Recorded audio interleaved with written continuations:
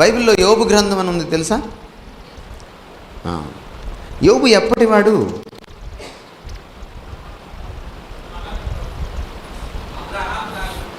Maybe Abraham కంటే ముందటి వాడేమో, తెలీదు.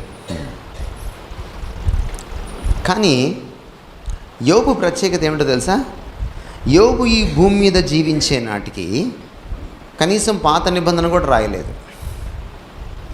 బైబిల్లోని 66 పుస్తకాల్లో ఒక పుస్తకం కూడా రాయలేదు. కానీ యోబుకి కష్టం వస్తే యోబు ఏమన్నాడు తెలుసా? నా విమోచకుడు సజీవుడని నేను ఎరుగుదును. ఎరుక. ఎలా తెలుసు ఆయనకి? పాస్టర్ గారు లేరు, ఆనంద్ గారు ఉన్నారు అప్పుడు? లేరు. యేసుప్రభు ఉన్నారు అప్పుడు? ఆయన ఇంకా రాలేదు. పోనీ అపోస్తలులు ఉన్నారా?